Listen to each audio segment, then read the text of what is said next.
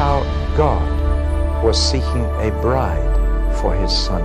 Each book is different from every other book. I'm trying to give you the keys for you to unlock it for yourself.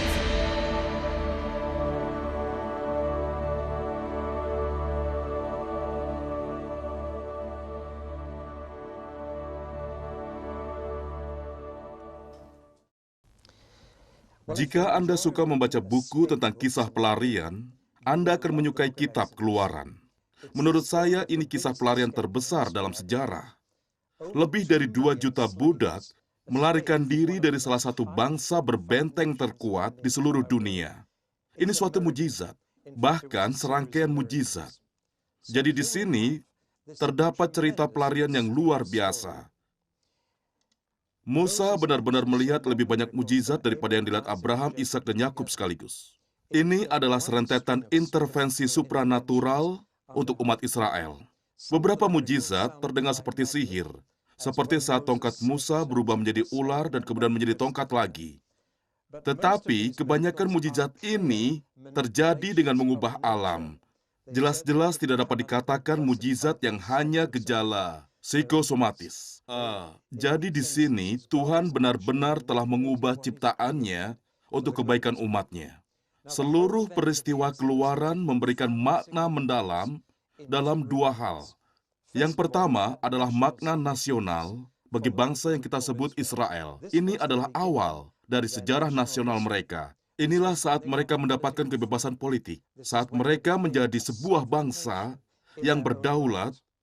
Dan meskipun mereka belum mempunyai tanah, kini mereka adalah sebuah bangsa yang mempunyai nama sendiri, nama Israel.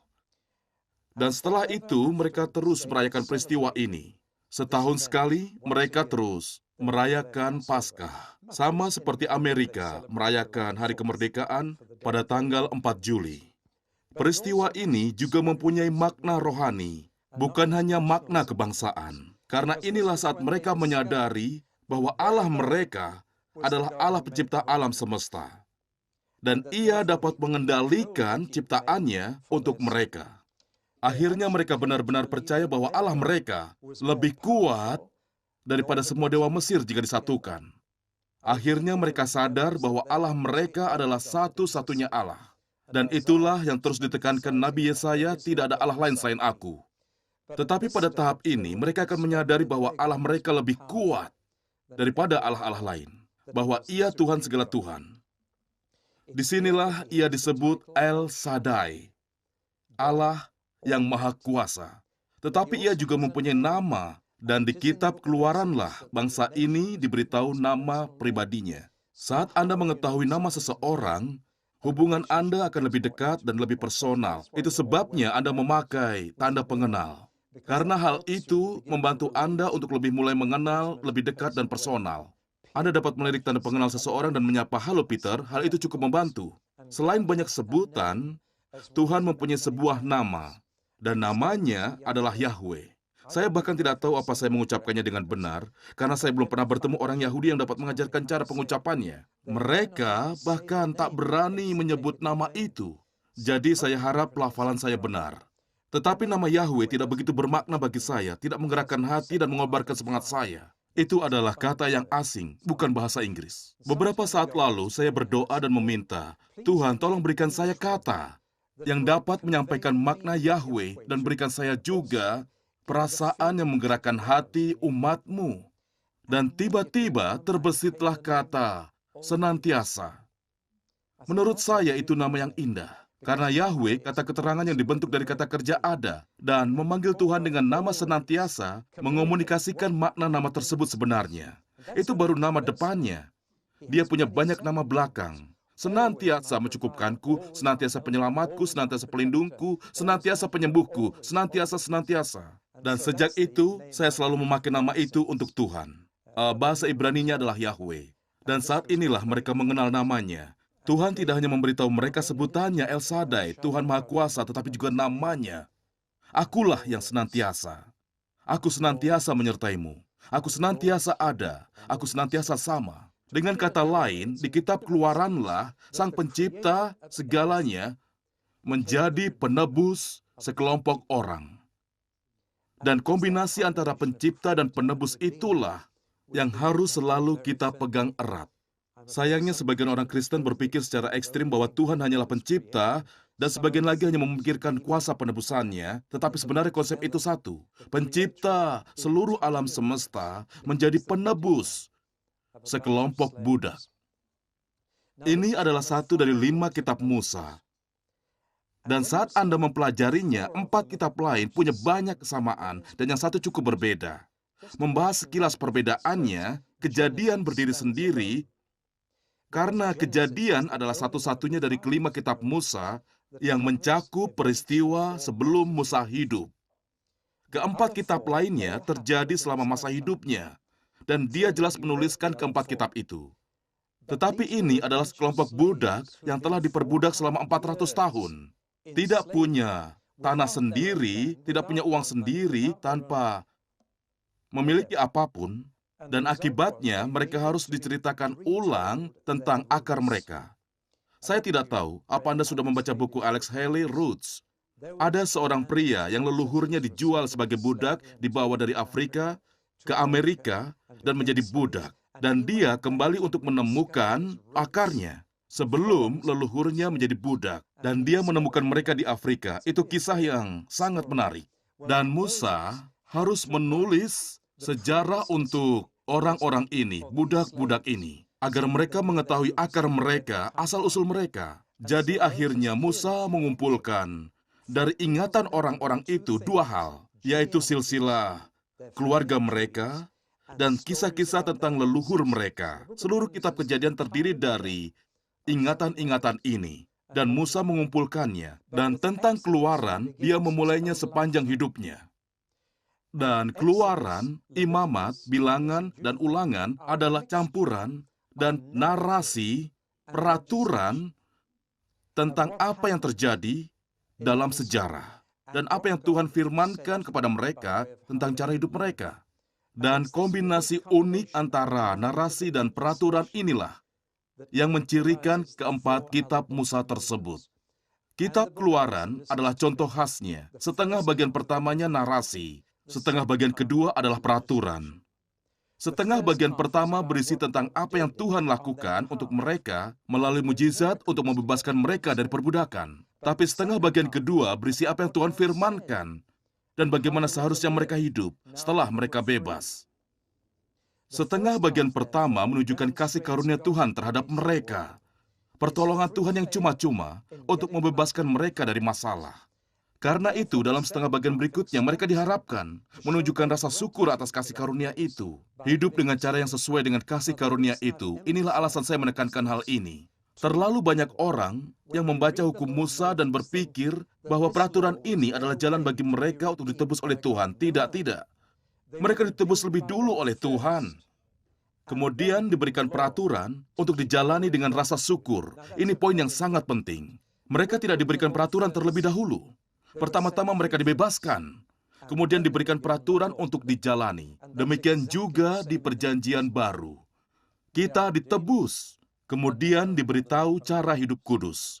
Anda tidak menjadi Kristen dengan hidup benar terlebih dahulu. Anda menjadi Kristen dengan ditebus dulu dan dimerdekakan. Kemudian Anda hidup benar. Jadi, kebebasan diberikan sebelum peraturan. Mereka dibebaskan, kemudian diberitahu, jangan salah gunakan kebebasanmu. Gunakanlah dengan benar. Jadi sekarang mereka dibebaskan dari Mesir, dan di sini memasuki suatu perjanjian atau perkawinan dengan Tuhan di Gunung Sinai. Bentuknya adalah upacara perkawinan.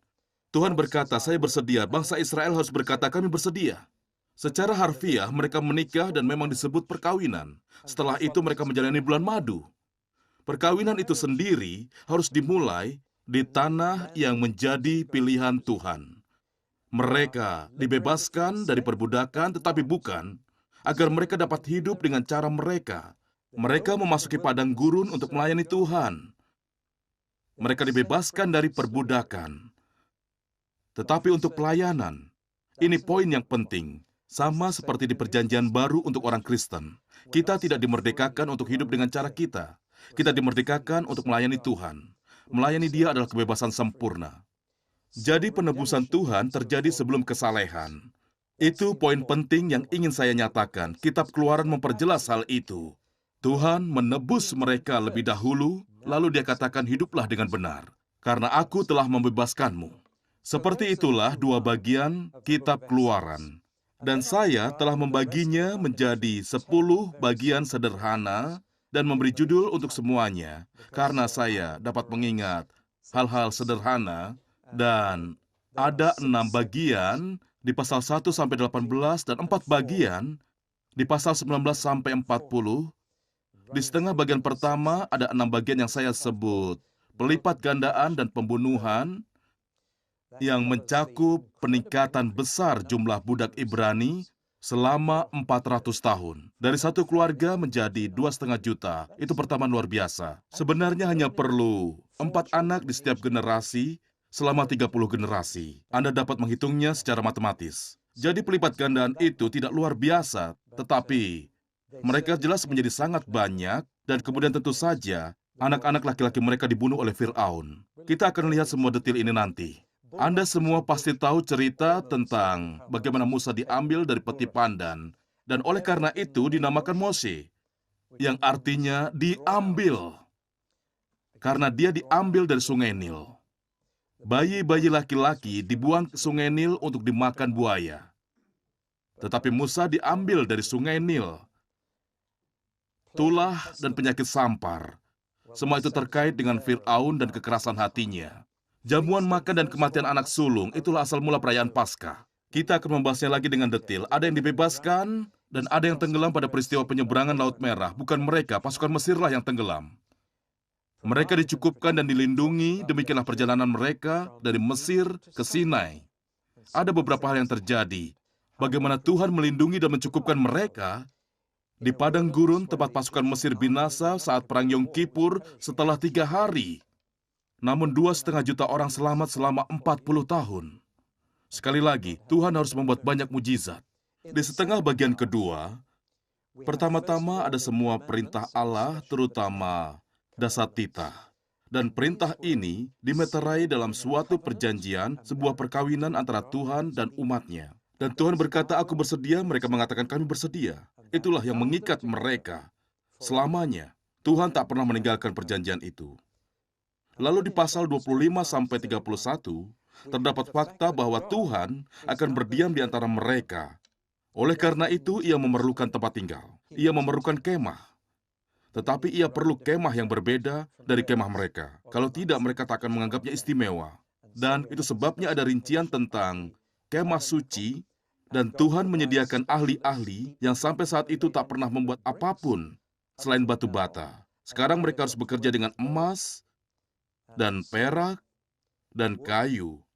Tuhan harus mengajarkan keahlian itu kepada mereka, dan Roh Kudus memberikan keahlian itu kepada orang-orang yang tak pernah membuat apapun selain batu bata. Itu mujizat. Kemudian tibalah bagian tersedih dari kitab Keluaran. Kisah lembu emas saat mereka berlaku sesuka hati. Dan Musa harus berdoa sungguh-sungguh demi mereka. Kalau tidak, mereka tak akan bisa melangkah lebih jauh lagi. Dan akhirnya, kitab Keluaran diakhiri dengan pembangunan kemah suci. Bagaimana kemah itu didirikan? Dan Tuhan pun berdiam di sana, dan kemuliaan Tuhan memenuhi kemahnya. Dalam bahasa Ibrani, kitab ini disebut, inilah nama-nama.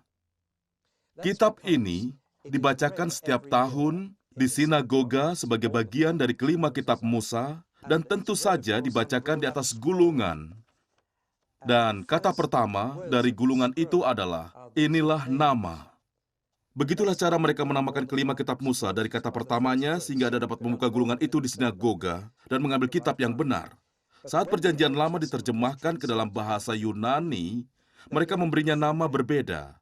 Mereka memakai 2 kata Yunani, ex, yang artinya keluar, dan hodos, yang artinya jalan. Saya tidak tahu apakah Hodeston, tempat di dekat sini, ada hubungannya dengan itu.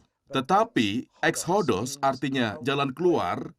Anda mungkin melihatnya di teater Yunani, ada pintu yang di atasnya Anda bisa melihat kata exit, itu bahasa Latin, bahasa Yunaninya exhodos, atau jalan keluar. Dengan demikian kitab ini disebut jalan keluar, exodos. dan hanya sedikit diubah dalam bahasa Inggris menjadi Exodus. Bahasa Inggris menyebutnya Exodus, tetapi saya yakin Anda sadar artinya jalan keluar. Kedengarannya terlalu mirip dengan exit. Baik, mari kita lihat setengah bagian pertama Keluaran pasal 1 sampai 18. Ada banyak masalah dalam setengah bagian pertama ini. Kisah ini jelas sangat tidak biasa. Hal seperti ini tidak terjadi setiap saat.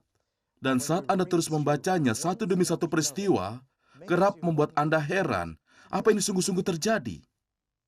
Ada banyak orang mengatakan peristiwa itu tidak sungguh-sungguh terjadi. Kita sedang membaca legenda dan mitos.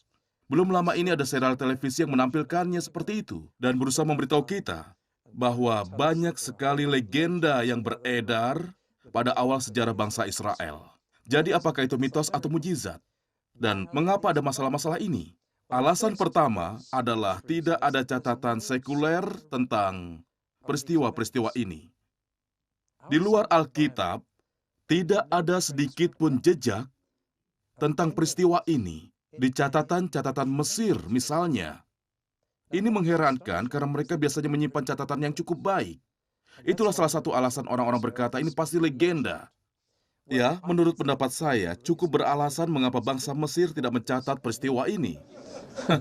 Dan Anda sudah bisa menebaknya. Dan saya cukup yakin mereka tidak mau mencatat pengalaman yang begitu memalukan untuk anak cucu mereka, bagaimana kereta kuda dan penumpang kuda terbaik mereka tenggelam di Laut Merah. Jadi saya tidak terganggu dengan fakta bahwa tidak ada catatan lain. Jumlah orang yang ikut mengalami peristiwa itu merupakan masalah bagi orang lain, 2,5 juta orang. Itu jumlah yang besar. Jika mereka berjalan dalam 5 baris, barisannya kira-kira akan sepanjang 177 km. Perlu berbulan-bulan untuk melewatinya. Itu adalah jumlah yang sangat besar. 2,5 juta pria, wanita dan anak-anak, belum lagi hewan-hewan mereka. Dan katanya bahkan beberapa orang Mesir ikut bersama mereka. Suatu fakta kecil yang menarik. Jadi, ini jumlah yang sangat besar untuk menyeberangi gurun selama 40 tahun. Tempat yang biasanya tak ada makanan atau air. Jumlah ini masalah bagi sebagian orang. Lalu ada masalah tanggal karena tidak ada catatan lain di luar Alkitab. Kita tidak tahu, misalnya Fir'aun mana yang dimaksud. Kita tidak tahu abad keberapa itu. Ada 2 kemungkinan yang dilihat para ahli. Yang pertama, abad ke-15 sebelum Masehi, dan yang kedua, abad ke-13. Jika abad ke-15, maka Fir'aunnya bernama Tutmos. Tetapi jika abad ke-13, saya cenderung memilih yang ini. Saya yakin seluruh bukti yang ada menunjuk kepada abad ke-13. Maka Fir'aunnya adalah ini. Saya punya gambarnya untuk menunjukkan kepada Anda dan betapa mengesankannya dia. Dia bahkan punya 4 patung dirinya, tidak puas dengan hanya 1. Dia punya 4. Ini Rameses kedua. Dan Anda dapat melihat kepala 2 orang di bawah gambar untuk menunjukkan ukuran monumen ini. Inilah yang dihadapi bangsa Israel. Kita kerap menganggap Fir'aun sebagai penjahat kecil. Tidak, dia seorang raja yang sangat berkuasa, kaisar. Dan dia punya pasukan militer terkuat di dunia pada saat itu. Dia seseorang yang dapat membuat 4 patung dirinya itu dibuat dari gunung batu. Dia bukan sosok yang kejam. Tetapi di mata Tuhan, dia kecil. Dan bukan masalah bagi Tuhan untuk berhadapan dengan orang itu. Saya yakin Anda sedang melihat gambaran Fir'aun dalam kitab Keluaran. Ada pula perbedaan pendapat tentang rute peristiwa Keluaran. Ada 3 kemungkinan. Kita akan melihatnya lagi. Kita tidak tahu pasti rute mana yang mereka ambil. Ada 3 alternatif untuk dipertimbangkan, utara, tengah, dan selatan. Dan kita akan melihatnya. Semua pertanyaan ini telah membuat para ahli ragu. Apakah mereka sedang membaca fakta atau fiksi? Atau mungkin campuran antara fakta dan fiksi yang kini sering kita lihat pada film sejarah di televisi. Ya, semua itu kembali lagi kepada iman. Dan iman saya berkata bahwa penjelasan yang paling dapat dimengerti untuk fakta-fakta ini adalah kitab Keluaran. Dan ini adalah faktanya. Pertama-tama keberadaan bangsa bernama Israel. Tidak ada yang dapat membantah ada sebuah bangsa bernama Israel di dunia saat ini. Dari mana asal mereka? Bagaimana asal mula mereka? Bagaimana mereka menjadi sebuah bangsa? Jika sebenarnya mereka hanyalah sekelompok budak. Kita tahu dari catatan sekuler bahwa mereka adalah budak. Dibutuhkan sesuatu yang dramatis untuk menjelaskan keberadaan Israel. Atau misalnya fakta. Fakta lainnya, setiap tahun semua keluarga Yahudi merayakan Paskah. Itu fakta. Semua keluarga Yahudi melakukannya. Mengapa mereka melakukannya? Harus ada sebuah penjelasan untuk ritual yang telah berlangsung selama beribu-ribu tahun tersebut. Nah, kitab Keluaran memberikan penjelasan paling masuk akal. Dapat saya teruskan, ada fakta demi fakta di dunia modern ini yang harus diterima sebagai fakta dan harus ada penjelasannya. Dan kitab Keluaran memberikan penjelasan terbaik dari semua fakta tersebut. Mari kita bahas beberapa bagian kitab ini dan melihat beberapa poin penting. Saya tidak dapat mengulas seluruh kitab ini. Saya hanya mau mengambil sesuatu yang mungkin mengganggu pikiran Anda dari setiap bagian, atau ada beberapa pertanyaan yang mungkin Anda tanyakan, dan saya akan coba menjawabnya. Mari kita bahas pelipat gandaan dan pembunuhan. Pertanyaan saya adalah, mengapa mereka tinggal begitu lama di Mesir? 400 tahun. Mereka pergi ke sana di zaman Yusuf dan Yakub. Anda ingat? Karena terjadi kelaparan. Dan Mesir punya roti. Mereka ke sana karena di sana ada lebih banyak makanan. Mereka pergi sukarela. Mereka diterima sebagai tamu penguasa. Diberikan sebidang tanah yang subur di delta sungai Nil bernama Goshen. Di sanalah mereka tinggal selama 7 tahun. Bencana kelaparan. Tetapi di akhir masa itu, mengapa mereka tidak kembali ke tanah mereka sendiri? Mengapa mereka menetap? Bahkan mereka tinggal begitu lama sampai mereka tidak diinginkan lagi. Dan saat itulah mereka disuruh bekerja paksa. Jadi mengapa mereka menetap? Ada jawaban manusiawi dan jawaban ilahi untuk pertanyaan itu. Saya akan berikan keduanya. Karena seringkali ada dua sisi untuk setiap pertanyaan. Jawaban manusiawinya adalah mereka merasa nyaman. Jauh lebih mudah untuk mencari nafkah di delta sungai Nil daripada di pegunungan Yehuda. Jauh lebih mudah. Dan lebih subur, iklimnya lebih hangat, tidak ada salju di sana, sedangkan di pegunungan Yehuda ada. Mereka semua merasa lebih nyaman, sama seperti Lot merasa lebih nyaman berada di lembah Yordan, di Sodom dan Gomora. Iklimnya sangat mirip dengan delta sungai Nil, dan orang lebih suka hidup di iklim yang lebih nyaman, di mana hidup lebih mudah. Dan itulah alasan mereka menetap.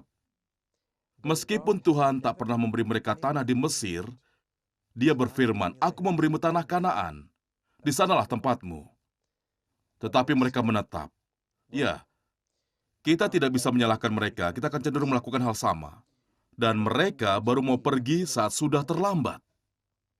Banyak sekali orang Kristen menemukan rumah baru sebelum mereka mulai mencari gereja atau bertanya bagaimana mereka akan melayani Tuhan di sana karena mereka sudah melihat rumah yang mereka sukai. Itu yang dilakukan bangsa Israel. Mereka menetap di Mesir terlalu lama. Hingga sudah terlambat, mereka tidak diizinkan pergi. Dan malah dimanfaatkan untuk bekerja paksa. Itu jawaban manusiawinya. Itu jawabannya. Dan saat itu barulah mereka meratap kepada Tuhan dan berkata, "Tuhan, mengapa kau biarkan kami menjadi budak di Mesir?" Mengherankan sekali, kita yang mencemplungkan diri dalam masalah, lalu mulai menyalahkan Tuhan karena tidak cepat mengeluarkan kita dari sana. Sangat manusia. Tetapi Tuhan tidak melakukan apapun selama 400 tahun. Dan kita bertanya, kenapa? Jika mereka langsung kembali, begitu kelaparan berakhir, mungkin jumlah mereka hanya sedikit. Dan ada tempat bagi mereka di Kanaan. Tetapi mereka menetap begitu lama sampai berjumlah sangat banyak. Dan tidak ada tempat lagi bagi mereka di Kanaan, karena sudah ada orang lain yang tinggal di sana. Tuhan akan mengusir orang-orang itu, tetapi hanya apabila mereka menjadi begitu jahat, sehingga tak layak tinggal di sana. Dan Tuhan menjelaskannya di kitab Kejadian, dia bahkan menyatakan kepada Abraham bahwa keturunannya akan menetap sangat lama di Mesir sampai genap kejahatan dari orang Kanaan.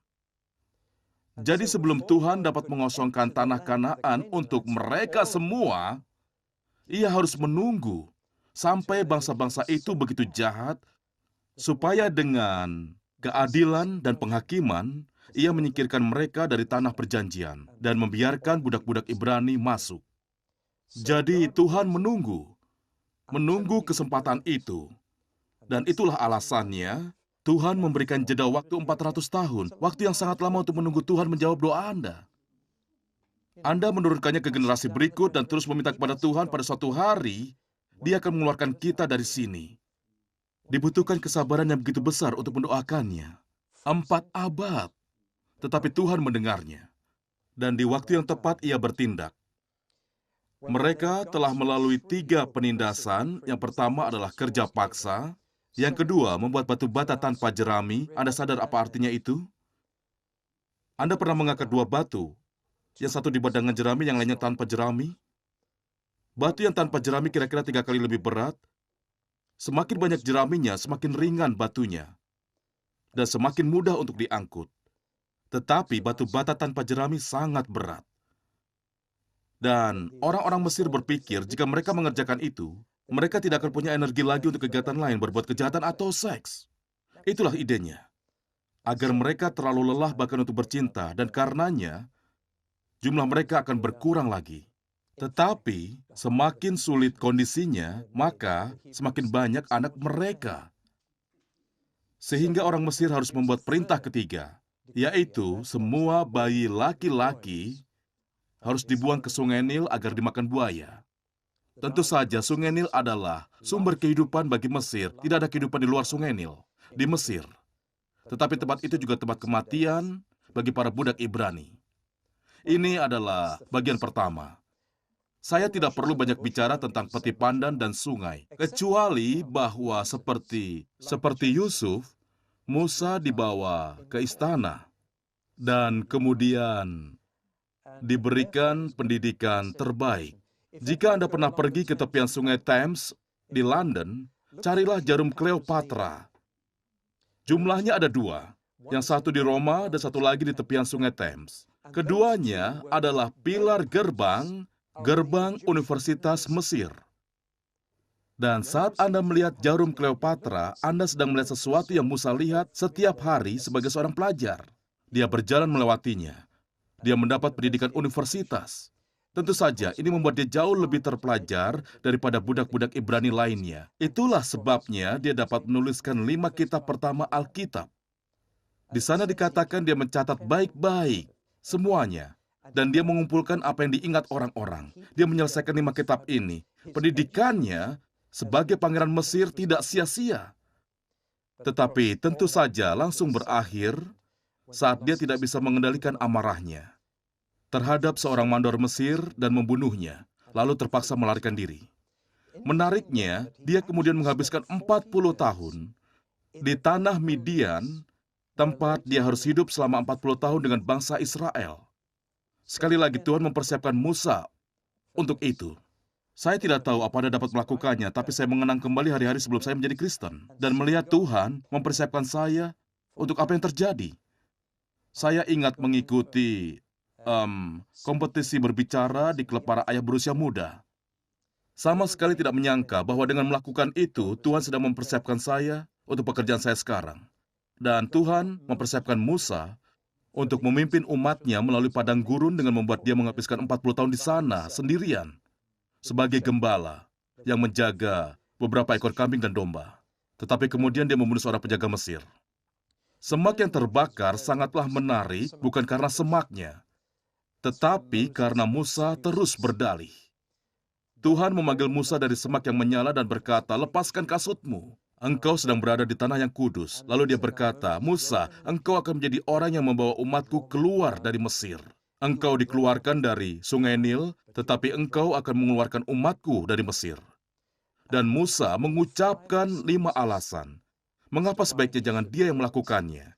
Mungkin Anda pernah mengatakan alasan yang sama. Pertama dia katakan, aku bukan orang penting. Siapakah aku? Sehingga orang lain mau mendengarkan aku. Pernahkah Anda mengatakannya? Tuhan berkata, aku akan menyertaimu. Siapakah aku? Akulah yang penting, bukan dirimu. Jadi Musa mencoba alasan kedua. Dia katakan, aku tidak tahu apa yang harus kukatakan. Dan Tuhan berkata, aku berjanji memberitahumu apa yang harus kau katakan. Lalu dia membuat alasan ketiga. Dia katakan, aku tak kuasa.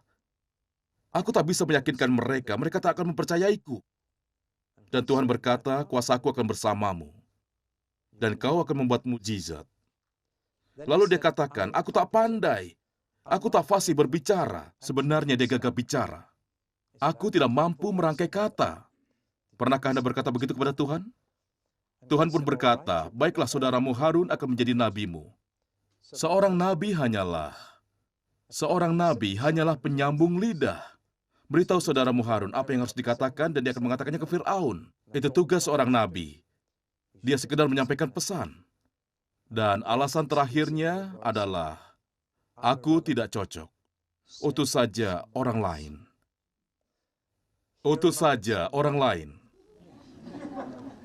Sekali lagi, banyak orang menjawab panggilan Tuhan dengan kalimat itu. Kirimkan saja orang lain, jangan saya. Dan saat itulah Tuhan menjanjikan pendamping kepadanya. Mari kita lanjutkan ke tulah dan penyakit sampar. 10 tulah di sungai Nil adalah darah, katak, kemudian nyamuk, lalat pikat, penyakit sampar pada ternak, bara, hujan es, belalang, kegelapan, dan kematian anak pertama. Apa yang Anda lihat tentang ke-10 tulah tersebut? Hal pertama yang saya lihat adalah Tuhan mengendalikan sepenuhnya serangga-serangga di dunia. Tuhan mengendalikan sepenuhnya. Di kitab Yunus, saya pernah berkata, mujizat terbesar di sana bukanlah ikan pausnya, tetapi ulat-ulat. Dan Tuhan mengatakan apa yang harus dilakukan kepada ulat-ulat itu. Ikan mudah dilatih, cacing lebih sulit. Tetapi Tuhan dapat melakukannya. Dan Tuhan dapat menyuruh nyamuk dan belalang untuk pergi kemana dan melakukan apa. Dan dia dapat menyuruh kata-kata. Kuasa Tuhan luar biasa terhadap ciptaannya pada peristiwa tulah-tulah ini. Tetapi ada hal lain lagi. Pertama-tama, apa Anda menyadari intensitasnya yang semakin kuat? Ada suatu peningkatan dari ketidaknyamanan menjadi penyakit, menjadi bahaya, lalu kematian. Tulah-tulah itu berangsur-angsur memburuk saat Fir'aun dan orang-orang Mesir tidak mau merespon peringatan itu. Tetapi saya rasa yang dilewatkan banyak pembaca Kristen, ini adalah pertarungan religius. Ini adalah pertarungan antara Allah-Allah, karena setiap tulah itu adalah serangan terhadap satu dewa tertentu yang disembah orang Mesir. Itulah makna sesungguhnya tulah-tulah tersebut. Saya akan sebutkan sebagian dewa-dewa Mesir. Ada Kanum, pelindung sungai Nil. Hapi, dewa sungai Nil. Osiros.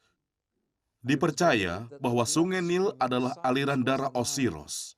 Lalu ada Heket, dewa berbentuk katak. Dewa kebangkitan. Lalu ada Hathor, dewi berwujud sapi. Lalu ada sejumlah lembu keramat. Dewa Upis adalah lembu. Dan dewa Minefos adalah lembu keramat Heliopalis. Lalu ada dewa obat-obatan, ada dewi langit. Dewi kehidupan. Satu lagi, Set, adalah pelindung tanam-tanaman. Kemudian ada 4 dewa matahari. Dan di atas semuanya, Fir'aun juga dianggap sebagai dewa. Jadi Anda bisa melihat bahwa tulah-tulah ini secara spesifik ditujukan kepada dewa-dewa Mesir. Dan pesannya sangat sederhana. Allah para budak Ibrani ini jauh lebih kuat daripada semua Allah kalian. Dan mereka tetap tidak mau mendengar. Ada sedikit masalah tentang hati Fir'aun yang perlu saya bahas. Dikatakan bahwa Tuhan mengeraskan hati Fir'aun. Menurut saya, sebagian orang melebih-lebihkan hal ini dan membangun doktrin predestinasi tentang itu. Terutama karena di Roma, 9 Paulus bicara tentang Tuhan mengeraskan hati Fir'aun. Anda dapat berpikir jauh tentang konsep predestinasi dengan mengatakan bahwa tergantung Tuhan memilih apa ia akan melembutkan atau mengeraskan hati seseorang. Itu terserah dia. Kita tak tahu mengapa ia mengambil pilihan ini, tetapi dia melakukannya. Ia memilih Fir'aun dan berkata, aku akan mengeraskan hatinya. Seakan-akan ini permainan bingo. Saya mengatakannya dengan hormat, tetapi itulah Tuhan yang terkadang dikhotbahkan. Tuhan yang mengundi nama dan memutuskan menyelamatkan beberapa orang dan mengirim yang lainnya ke neraka, melembutkan dan mengeraskan hati seseorang. Bukan itu yang Alkitab ajarkan. Jika Anda pelajari dengan seksama, Anda akan temukan ini. 10 kali Fir'aun keras hati. Tetapi 7 kali, pertama Fir'aun mengeraskan hatinya sendiri. Dan setelah 7 kali dia mengeraskan hati, Tuhan berkata, baiklah, jika itu jalan yang kau pilih, aku akan mendorongmu berjalan lebih jauh lagi. Dan 3 kali, Tuhan mengeraskan hatinya. Bagi saya, itu memberikan sudut pandang yang berbeda. Tuhan hanya mengeraskan hati Fir'aun setelah Fir'aun dengan sengaja dan berulang kali mengeraskan hatinya sendiri. Dan memang itulah yang Tuhan lakukan sebagai hukuman. Dia katakan, jika kau mau berjalan di jalan ini baik, aku akan mendorongmu. Jika itu yang benar-benar kau inginkan, aku akan mendorongmu. Kitab terakhir di Alkitab mengatakan, barang siapa yang cemar, biarlah ia terus cemar. Dengan kata lain, jika itu jalan yang Anda pilih, Tuhan akan turut mendorongmu melalui jalan itu. Tetapi tidak boleh berubah pikiran semaunya. Di sini, Fir'aun mengeraskan hatinya dulu, lalu Tuhan yang mengeraskan hatinya. Saya mengatakannya karena seringkali pengerasan hati Fir'aun disalahgunakan untuk mengkhotbahkan konsep pradestinasi yang sewenang-wenang, hal yang tidak diajarkan Alkitab. Tuhan merespon pilihan-pilihan kita. Dan jika kita berkeras untuk memilih jalan yang salah, Tuhan akan turut mendorong kita melewati jalan itu untuk menunjukkan penghakimannya jika kita menolak menjadi perwujudan belas kasih-Nya. Kemudian kita sampai pada perayaan Paskah. Jamuan makan dan anak sulung punya kaitan langsung dengan tulah ke-10. Dalam tulah ke-10, setiap anak sulung yang laki-laki di keluarga Mesir harus mati. Tetapi tulah itu juga akan mengenai orang Yahudi, kecuali mereka melakukan sesuatu. Yang harus mereka lakukan adalah menorehkan darah di pintu mereka. Dan darah berwarna merah tua, merah marun, yaitu warna tersulit untuk dilihat dalam kegelapan. Anda tahu sendiri kan, darah adalah yang tersulit dilihat dalam gelap. Cobalah kapan-kapan. Tetapi malaikat dapat melihatnya. Malaikat maut akan datang ke Mesir malam itu, dan saat dia melihat darah di pintu, dalam kegelapan, tidak ada lampu jalan, hanya kegelapan, dia akan melewati rumah itu. Sekarang, hal pertama yang ingin saya katakan, mereka harus mendapatkan darah. Itu sebelum mereka dapat menorehkannya di pintu. Artinya, ada nyawa tidak bersalah yang harus dibunuh untuk mendapatkan darah itu. Lalu, darah itu harus ditorehkan. Jika mereka tidak menorehkannya di pintu, tidak akan bisa. Jadi mereka harus memperoleh darah dan menorehkannya. Mereka memperolehnya dari apa yang kita sebut domba. Bagi saya ini agak menyesatkan. Hewan putih kecil mengemaskan itu sebenarnya domba jantan. Domba jantan bertanduk berusia 1 tahun, itu hewan yang kuat. Dan saat kita menyebut Yesus sebagai domba Allah, akan menimbulkan reaksi yang salah. Dia adalah domba Allah. Juga singa Yehuda. Mereka harus mengambil seekor domba jantan dewasa. Domba jantan berusia 1 tahun sama dengan pria berusia 30 tahun. Dan itulah yang mereka ambil. Mereka membunuhnya untuk mengambil darahnya dan menorehkannya di pintu. Mereka membawa darahnya keluar. Dan dagingnya ke dalam. Mereka membakarnya dan memakannya. Mereka memakannya sambil berdiri dengan berpakaian lengkap siap untuk pergi kapan saja dikabari. Mereka akan berjalan selama 40 tahun ke depan. Dan mereka harus membawa makanan darurat berupa roti yang tidak beragi. Sejak itu mereka merayakan jamuan makan itu setiap tahun. Dan anggota keluarga termuda harus berkata, apa arti semua ini?